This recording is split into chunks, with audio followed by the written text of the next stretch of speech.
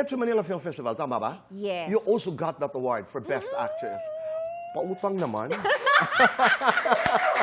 Grabe yun. Yun talaga yung napakalaking sorpresa talaga, Tito Boy. Because, again, lahat ng artista dyan, of course, it is Metro Manila Film Festival. Pinaghandaan ng lahat ng producers, ng artista, ang bawat material, bawat writer. Talagang, kasi 50th eh.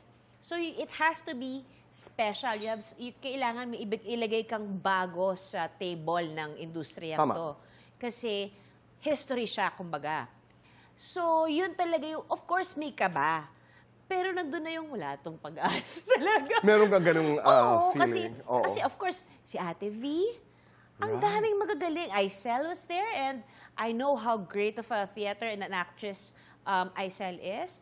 At saka ang daming revelations ng mga bagong artista. Malalalim sila umarte. Hindi mo pwedeng iisang tabi yun. Kasi, parang, if I remember it right, nung panahong nag-MMFF last year, yung categorization nila ng Best Actress, it's not like before na pagka ikaw ang lead, automatic Best Actress ka. So, hindi ko talaga alam kung paano na yung naging galawan. But, mas nakahimay yung mga nominado.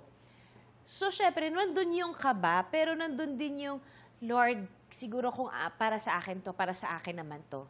Tama. And you mentioned the name of Ate V. Ito talaga ho yung, can you imagine, you're competing with the likes of, halimbawa, Vilma Santos, and other festivals, you're competing against the legendary Nora Honor, who is also the best. You're competing, the best, and the best are competing among the best. Di ba? Yung parang, and here are your trophies. Ang bibigat. Ang bibigat, di ba? Pwede ba itong maisanla? No, hindi ho ako nagbibiro. Ang bigat talaga. Gusto mo ba hawakan? Hawakan natin. Hawakan. Tutulungan kita. Tingnan mo, ang bigat. Mabigat talaga po siya.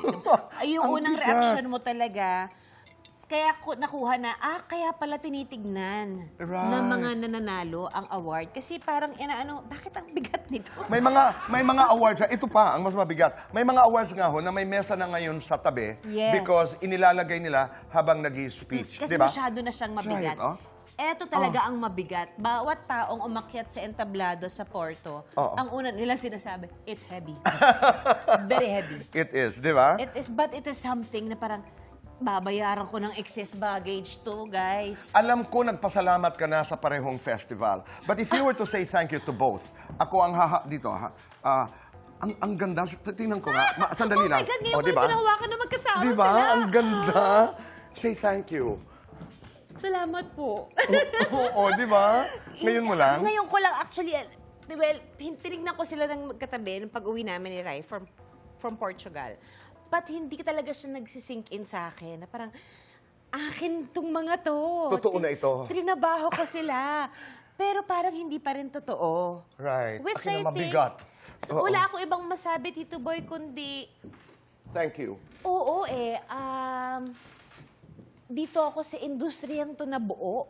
Kung ano man yung lalim ng bawat trabahong 38 inilalabas years in this business. Grabe. Sabihin na natin yun. Alam na, eksakto yung 38 years. Diba, 38 years in the business. Kumbaga, certified child of the business.